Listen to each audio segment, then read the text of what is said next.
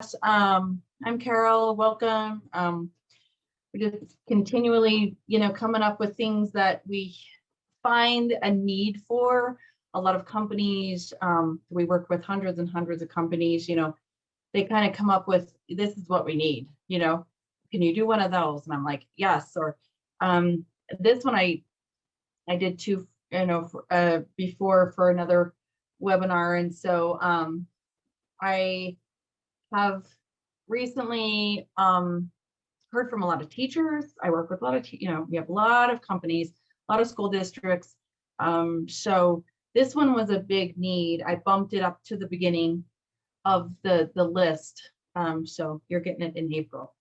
So we can pass this along to anyone. And I hope, my hope and dreams is that this goes to spark a little seed in what is going on. Probably a year and a half ago, I had a client come in to me that worked in a facility, and this client called it secondary trauma. I'm having secondary trauma. I need some help. I need some therapy. And it kind of struck me like, okay, I've heard of secondary trauma. My 4 years of grad school, never once mentioned it. So this is for me. This is for you. This is for anyone. This is for parents. This is for COVID. This is for, a caregiver. You're caregiving for someone else. Like any caregiving situation can turn into secondary trauma and compassion burnout. And so we're going to go over what that is.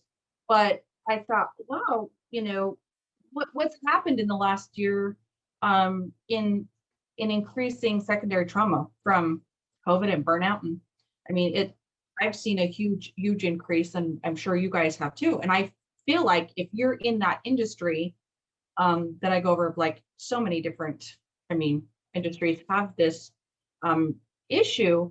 And I have found that a lot of companies aren't really prepared for it and don't have a plan. That's what I found. And that's what everyone's told me. They're like, we don't have a plan for secondary trauma.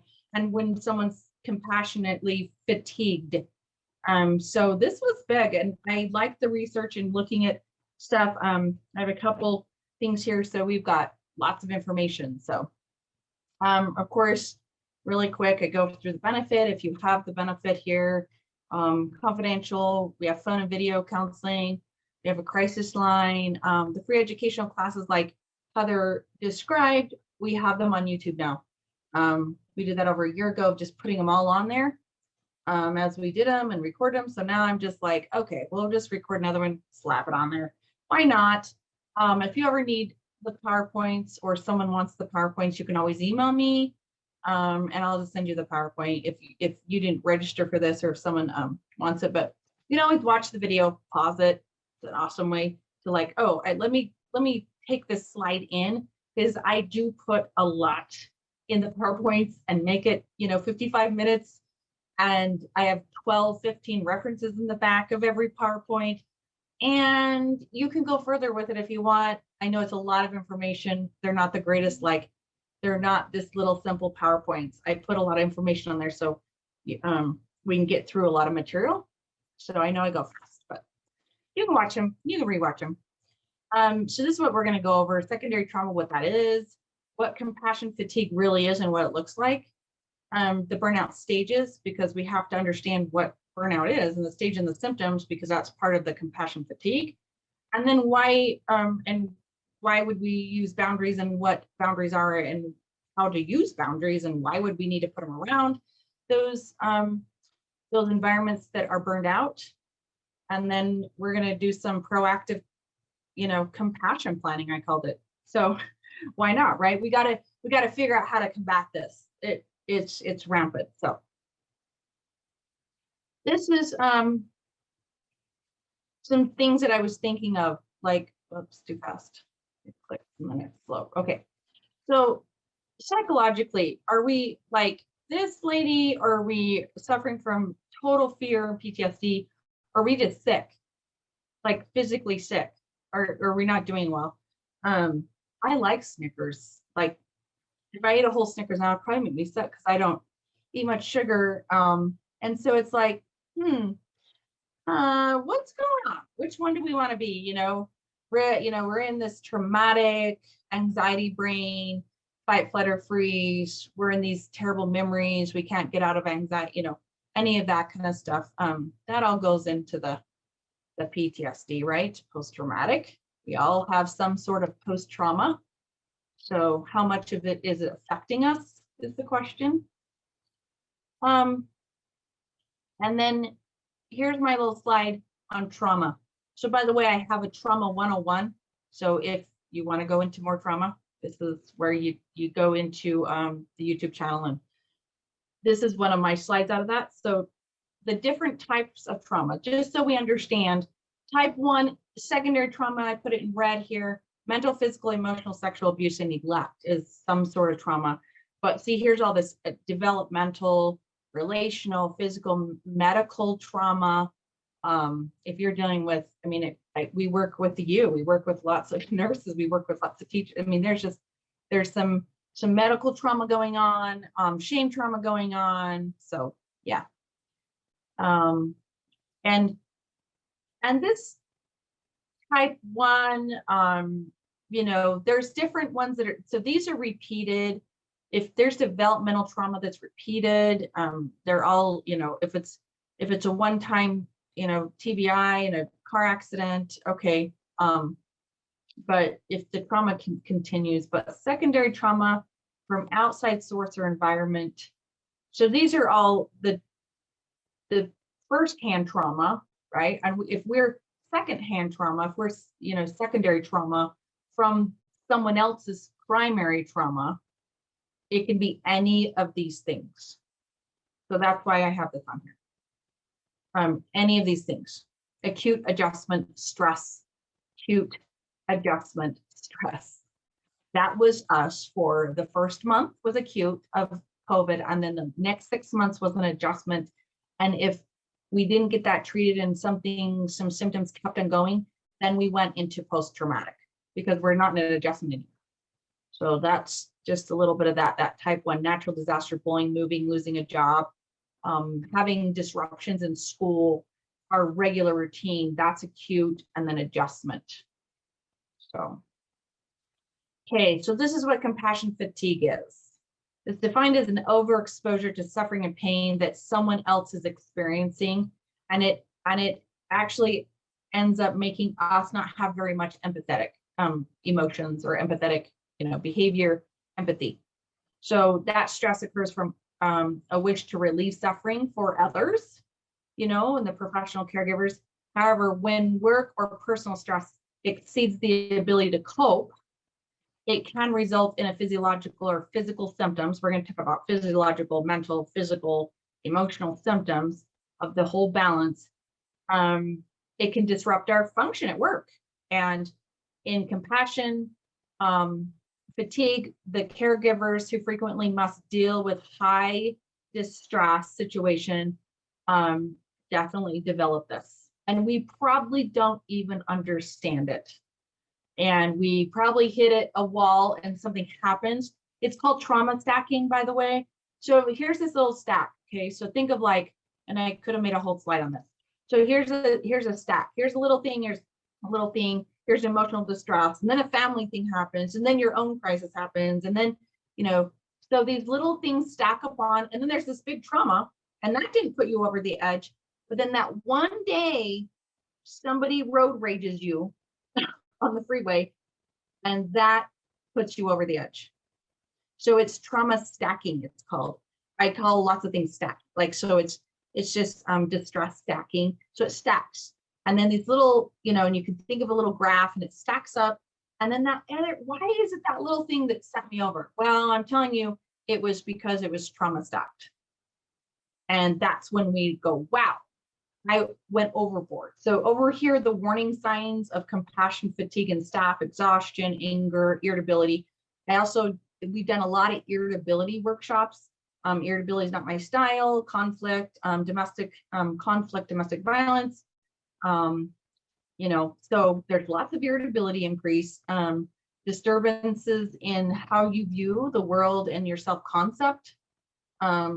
There's, increased alcohol, drug use, problems with intimate and personal relationships. So those are all kinds of things. And I'll refer to a couple of these articles that I have referenced in the back. But she also says in this article, the signs of secondary trauma or compassion fatigue, hopelessness, helplessness, minimizing, guilt, fear, anger, addictions, grandiosity, behaviors. Yeah. So there's lots of warning signs, but we're going to go into burnout because that's a big part of this, the warning signs of burnout. Because what CF does, compassion fatigue, is burnout plus secondary trauma is compassion fatigue. So we're going to go into burnout next because here's secondary trauma. Okay, here's the definition of secondary trauma. We already talked about that. And then here's compassion fatigue equals, so if we're burned out, then that's what equals compassion fatigue. So this YouTube video from this article is Resourcing Guide for Coping with Secondhand Trauma. It came out in April 2020, so it was a recent one. It talked about Beyond the Cliff. So if you want to watch this later, it's quite hilarious, but she talks about getting to the edge and how she got to the edge. And it's called Beyond the Cliff. And the link right here is right there for you. So, and this is the article that I'm talking about is right here, Coping with Secondary Trauma. So just a social work blog, but she goes through a lot of great things that I'm going to reference in a minute. So what you can do to get over compassion fatigue and get through it. So let's do a check-in. Anybody got a pen and paper? Do you want to do a check-in? Yes, we will be sending out the slides to everyone that's registered to this. And you can also email me if you want this slide, because like I said, I go fast and there's lots of stuff in here and all the references in the back. So you can email me at caryl@blancostel.com to get the slides too, but you can always email Heather right back and she'll make sure you get the slides. So do a little check-in here. How many of these are you, for those that can't see the slides, maybe you're, doing something else. You lose sense of humor. I haven't lost my sense of humor. I'm pretty funny. You got to just be funny. You daydream, you cut corners at work, you daydream, you're tired all the time. And if you are, sleep patterns, I cannot be on my soapbox long enough forever. And I just put sleep hygiene on the YouTube channel. So it's parenting, but it's not, it's for everyone. Watch that one because I guarantee you we are really not sleeping well.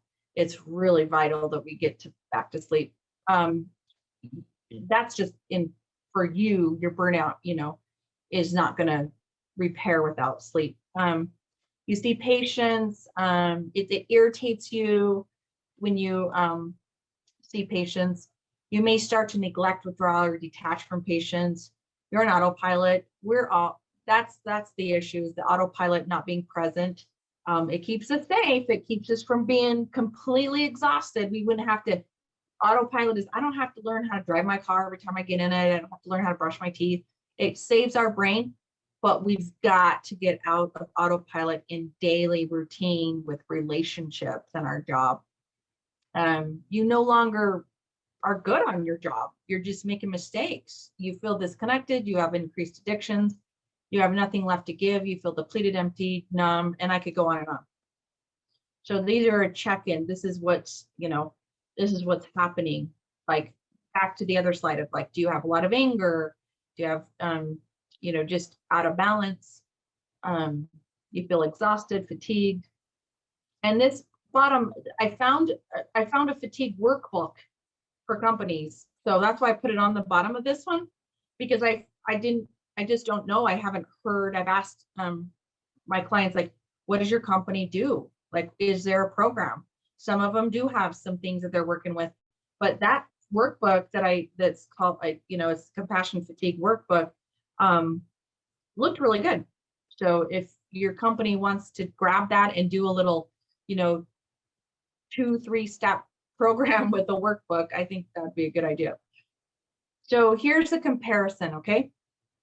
So secondary trauma is right here. It's like PTSD symptoms, exactly the same as PTSD symptoms, almost, it's not exact same, almost. But it's basically the fear of the unknown, right? So we go into the same brain, part of the brain with that. We have decreased, capacity for intimacy. Our relationships are disturbed. Various traumas are over here. Negative withdrawal, decreased, same thing, not much different. So compassion, stress, you just don't have empathy, same thing. Depletion, you're in burnout. You are suicide risk at this level over here. Your suicide for, your risk suicide goes way up. And you're isolating and you have a relationship disturbance. I mean, so it's all a little bit of a disassociations and depletion when you get into burnout. So if you're having all of these going on, okay, we need to seek professional help. And if even one of them, I would, say that you need, especially the secondary trauma with burnout, because then your compassion fatigue sets in. So this is my little balance. This is in like 3 or 4 or 5, 6 webinars I've already done. This is my balance chart. It's my favorite thing ever. If we don't know what our balance is, how in the world are we supposed to put boundaries around it and get out of burnout? So first we have to understand these are the 4 balances. Covey and a couple other ones split up emotional and spiritual. I put them together. So emotional intelligence, you're grounded, you're connected. Physical is sleep, diet, and exercise. I can't treat something else if your physical is not in balance. And most people aren't in balance in that. About 80% of Americans don't sleep at all very well to a point that's already in sleep. So, and our diet and then our movement. So mentally, we've got, we can't get into mental if we don't have physical going down. So our brain power, our judgment, our new tasks, our, all that kind of stuff, it just doesn't work. And then you want to be social and emotionally grounded, doesn't work. So really, honestly, physical, I go through complete diet. I'm getting certified in a nutritional, functional medicine certification for mental health professionals, and I can't wait. So that's how I'm so passionate about physical and diet and movement. We don't have to be perfect. It's just sleep and diet is number one. Everything comes from the gut. We have to understand how our neural pathways work. Our adrenal gland is burned out from stress. And so it's a physical inside first. All that has to be regulated first before you can go into mental and emotional, like I said. So that's for another one, but you can stay tuned. We'll have lots of those. I have the sleep one done. The diet, there's lots of balance for physical. I did a parenting one for physical and emotional, mental connection just last month. So that's on there. It's for parenting, but it's really not. Once again, just you can watch that, how the physical health is connected to the mental health. Okay, so this is burnout, because we have to understand. Now, once again, take a piece of paper and write down your symptoms of burnout reaction. And if you're having most of these in all areas, because cognitive is mental, emotional, that's in your wheel right there. The behavioral is just how the sleep habits are behavioral, and our physiologicals are physical. So it goes along with the balance. So of course, the 4 balances.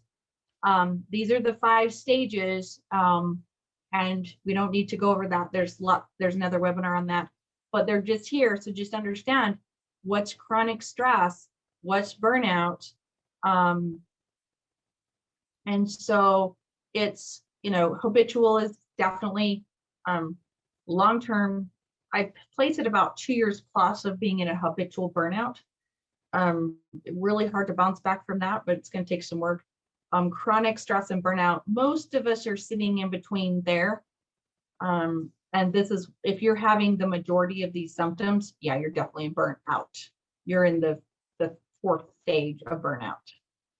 So chronic stress, we statistically in America, we just sit in chronic stress. Not so good. So remember, burnout, secondary trauma equals compassion fatigue. So we got to know if we're in burnout. So why boundaries around balance? Well, what are boundaries? Why do we need them? I'm going to talk about the triangle trap and the toxic behavior, because we get into those toxic behaviors and with parenting, with our partnerships, and that really adds to a depletion of balance and our burnout. So stay in your role, that's what that's talking about. Relational trauma, balance and values. So of course, it's going to get you a better mental and emotional health, avoidance of burnout, balance, a better balance, a reduction of relational trauma and shame, development of identity. So this is why we have boundaries. This is lots of other reasons, but if we don't have boundaries around our balance and around our work and around our family, around just our regular relationships, we either go into fight, flight, or freeze, which is we'll be aggressive, we'll be passive aggressive, we'll flee, or we'll freeze and we'll just be passive. We'll develop a very passive personality, and those are not assertive, and it doesn't go along with boundaries. So if you're not assertive in your boundaries, that's crucial conversations. That's the triangle to understand, because the first step in the triangle I'm going to go over in a minute is boundaries.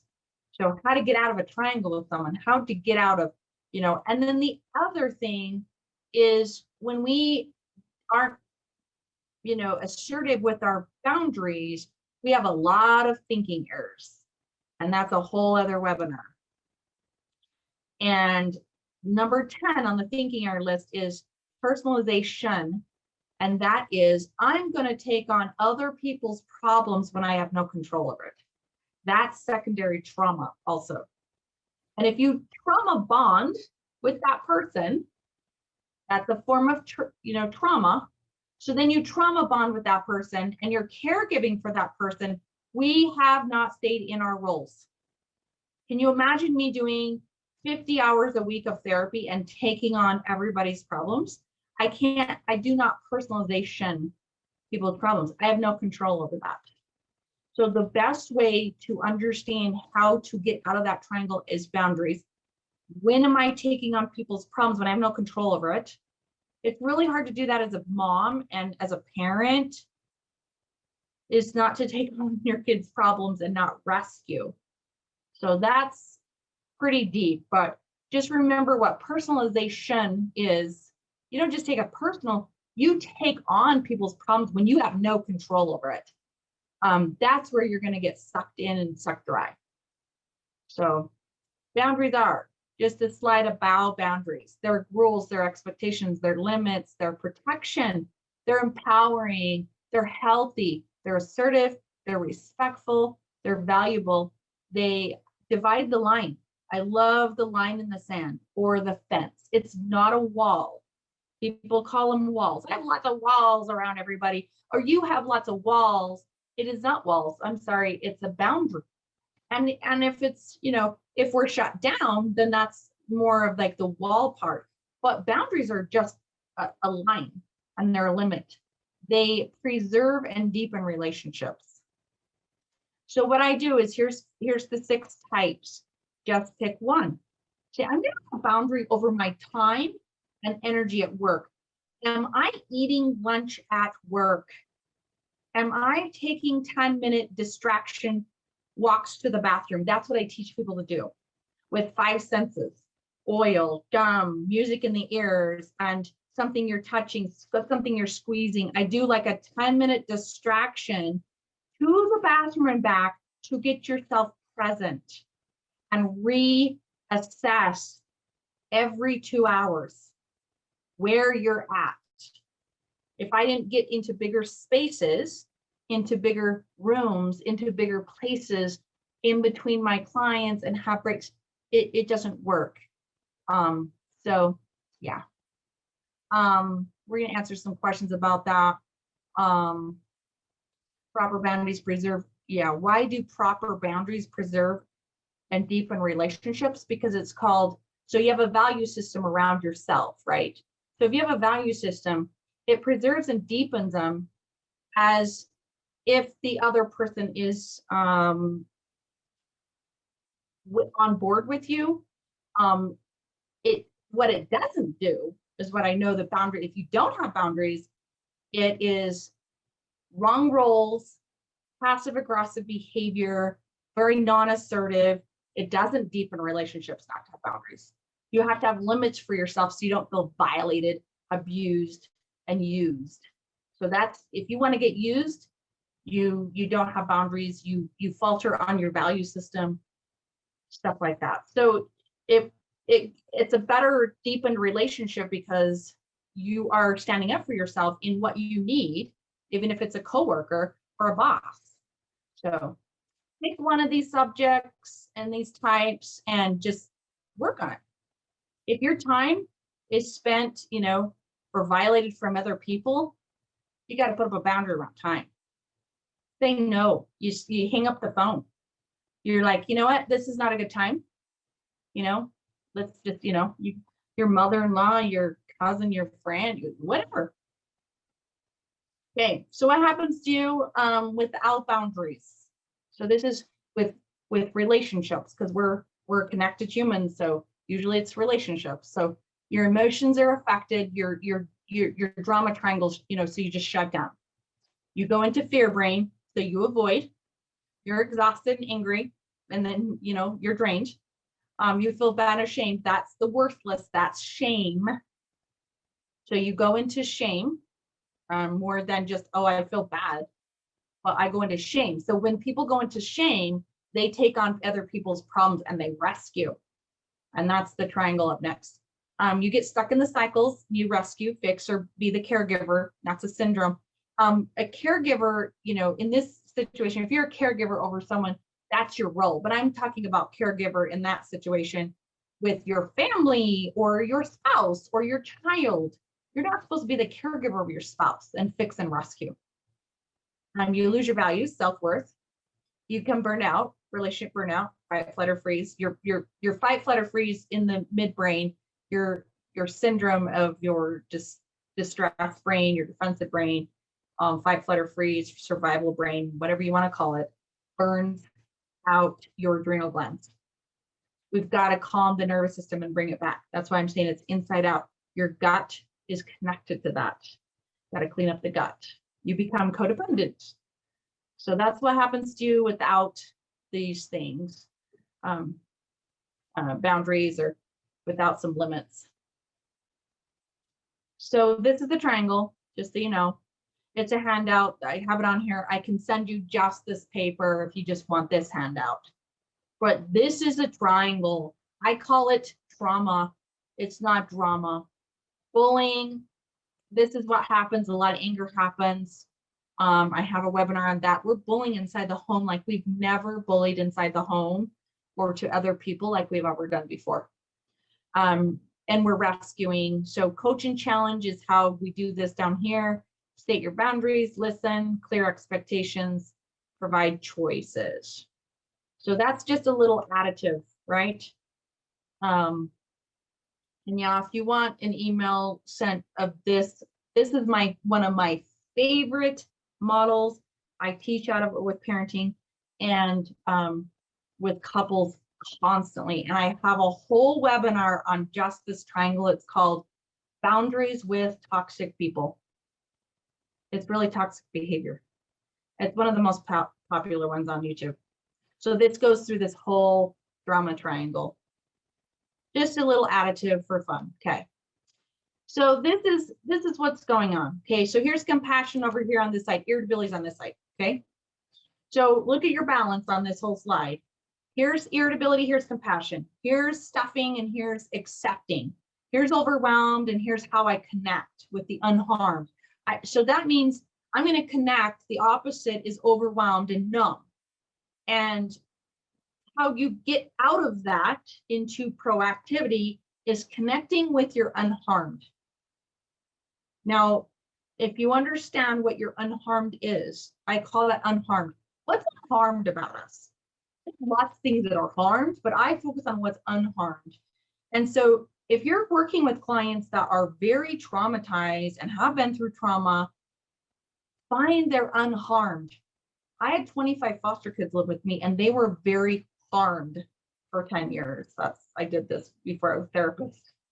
And so they were very harmed, but we had to find something that was not wrong with them. And I couldn't take on their problems. I couldn't personalization them. It wasn't my problem, but I made it my problem. I brought them in my own home, and I was a crisis center all the time. That was crazy. But here's depression, anxiety. And that's the opposite, is holding the herd and attunement. Attunement is a kind of a Dan Siegel term. He talks about attunement with mind sight. Dan Siegel is one of my top 5 authors. He's awesome. Fatigue, burnout is over here. Oh, releasing shame. You want to get out of fatigue, burnout, which fatigue is compassion fatigue. So you have no compassion. You got to get into releasing shame. I'm worthless, or the worthless, because that's empathy and shame can't live in the same space. They just can't. So if you want to get out of, empathy issues, that you just can't find empathy anymore, you got to get out of the shame, release the worthlessness and the shame part of I'm a flawed person and everybody else is flawed. So yeah. So thinking errors and grounded and balance. So, and then here's my P words, so if you want to get out of, perfection doesn't work. That's too much pressure. I was going to add pressure. This is my other biggest, I just remembered that. Pressure is one of the biggest things I see in my teens I treat and families. And pressure turns into a lot of perfectionism and problems. And so perfectionism, the opposite of imperfection is not putting pressure on self. The opposite of possession is passion and pretending and protecting. We can't pretend. We just can't. We have to play, and we have to pace ourselves, and we have to have power. So a little comment here is when we're in a brain fog because we don't have clarity, connection, and then power is the control.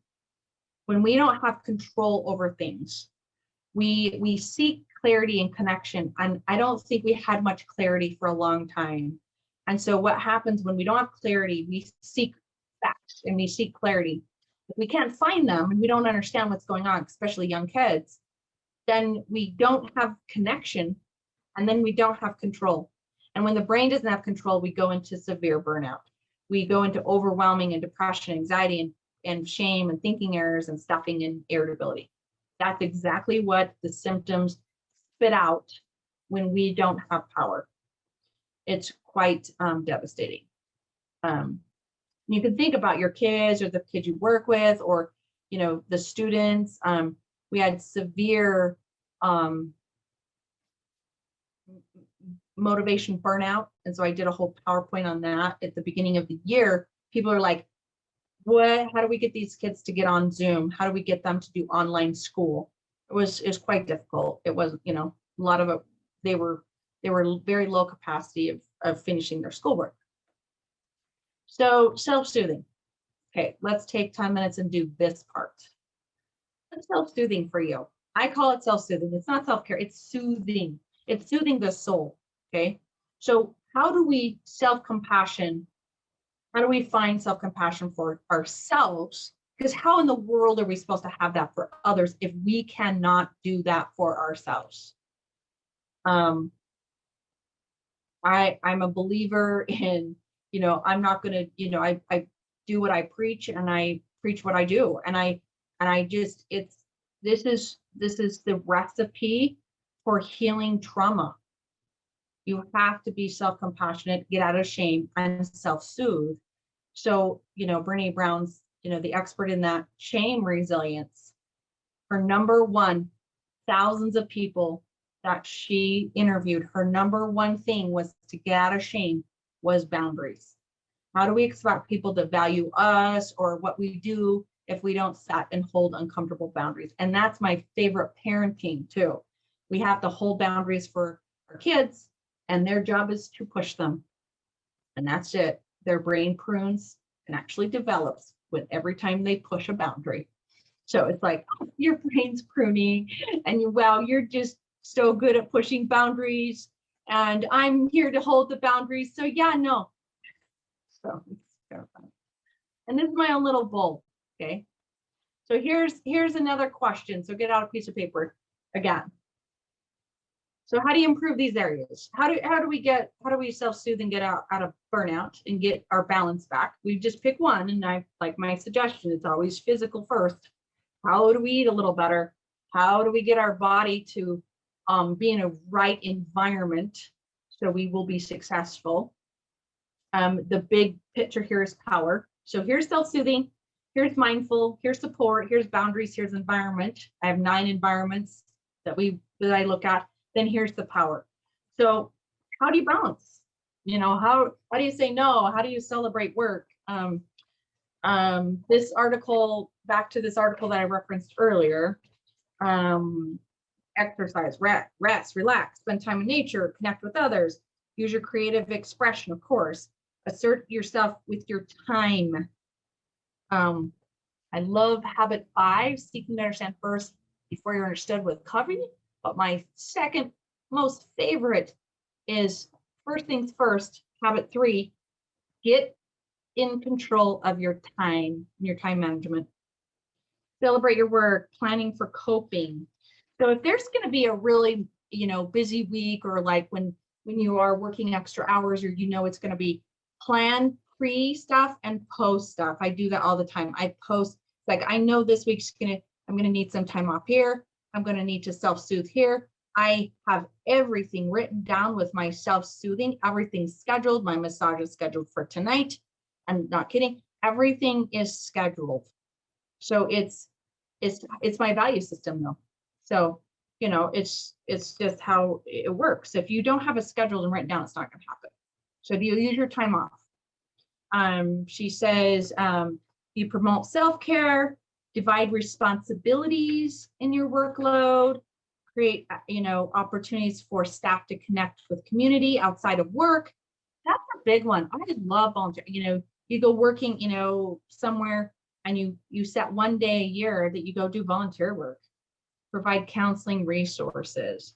So that's the organizations, what they can do. The organizations can provide time off, rewards. I'm all about reward systems.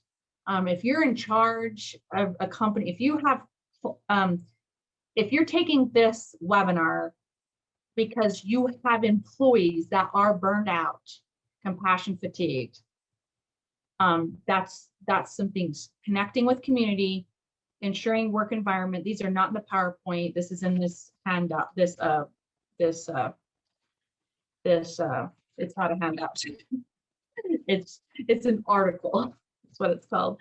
So you promote self-care at work, you divide responsibilities, you provide training, you provide a safe environment for workers to go to someone, your HR, So that could have been a whole other discussion.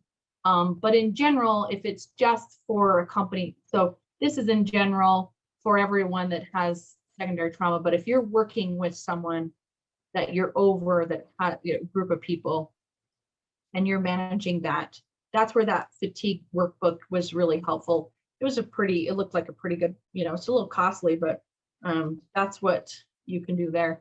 And then instill celebration, instill time off, instill, balance at work, support, and improve these areas. So improve the moment, improve. That's all we can do. It's not perfectionism. It's not, I have to just all of a sudden, it's not going to be overnight. It's just improving. And this is a dialectical behavioral when I teach the anxiety program that we talk about imagery, meaning, prayer, relaxation, one thing in the moment, one thing at a time. No multitasking. Vacation, mini vacations, I call them. Then I do imaginary vacations. By the way, people live on average 6 years longer that have a vacation planned every year that's scheduled 6 years longer, and they probably are a little bit happier. And then encouragement. Where do you get your encouragement? From self, or from other people? Is it internal? So how do you improve the moment, every moment, in the moment? Mindfulness is one way. So this is one example of to try to come back full circle with some empathy. This one's a really good one to do as a loving meditation. Pick one person. I did this years ago with a challenge of like a kind of like a loving month or a loving year. Like you pick one person, you pick something to do every day for the month, and you focus on love for that person. So I mean, it can be anything, just to kind of get this back, you know, especially if you're struggling with someone personally. It's not just your secondary trauma. It's not just your work. It might be a coworker.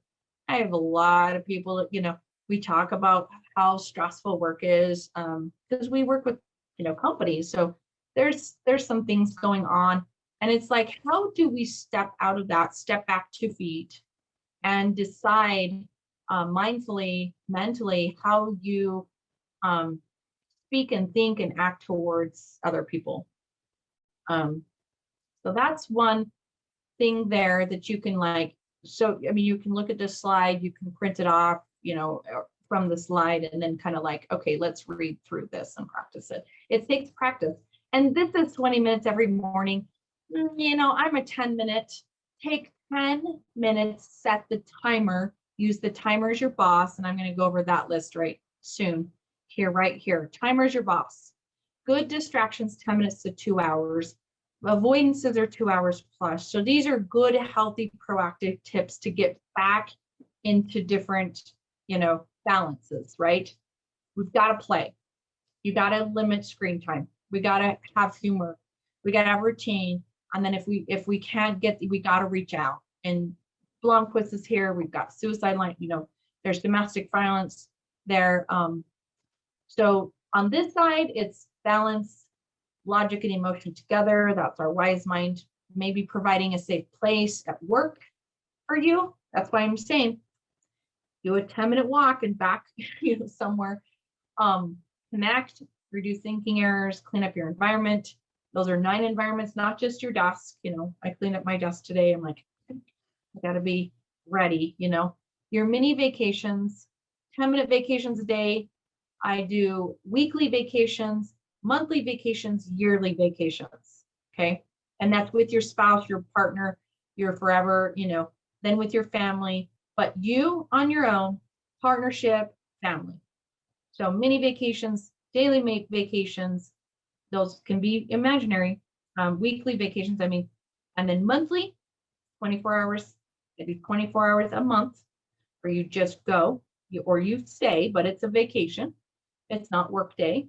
And then no emails, no this, it's a vacation.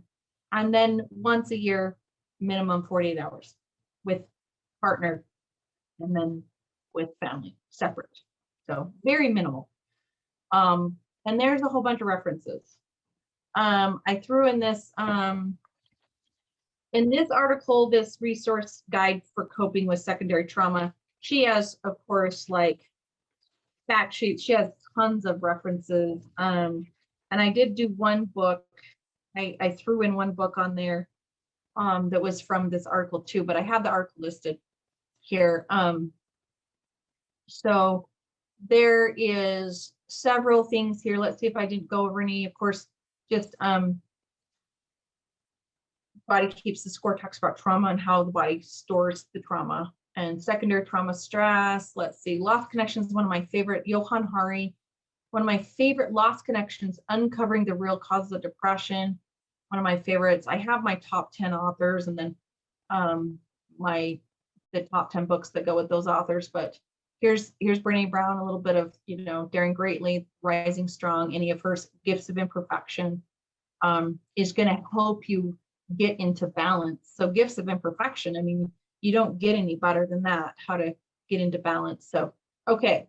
So I want some time for some chat and some questions here. So let's see what we have here. Okay, so there's quite a few, but sorry, I was taking a call, so I don't know which ones you've covered. I covered the one about boundaries a little bit, but I don't know for sure. Why do proper boundaries preserve and deepen relationships? We just know that if you don't have boundaries, we know they don't deepen and preserve relationships. They cause deep-rooted resentment if you don't have boundaries. So I got one sent directly to me, and it says, if we don't take on kids' problems, how will they handle them when they don't know how to handle them themselves? right. So if we rescue and take on their problems, we're telling them that they're incapable of figuring it out. And that's Love and Logic's. That's just Love and Logic's theory there of we produce responsible kids by not rescuing. I am not going to take on my kids' problems when I have no control over it. If they can't get to school, turn in their homework, I can only coach and challenge. Do you see the difference? I'm not going to rescue or persecute them. I'm going to coach and challenge, but I'm not going to take on their problem. I'm going to say, you know what? I'm sorry. It seems like you didn't get your homework turned in, so your reward is now gone. The reward of having a car, the reward of, the phone thing. No, having a friend over, going out that night. Oh, it doesn't seem like you got your homework done. So the reward is then, removed, is how I do it, and how I try to coach parents in, because consequence don't work. But it's like, here's the reward. I'm not going to take on your problems. I just have boundaries and limits, So it's coaching, challenging instead of enticing and inviting. That's all we can do. Instead of, if we take on their problems, we're going to go into rescue mode. We're going to rescue them. And that does not work. That doesn't help them.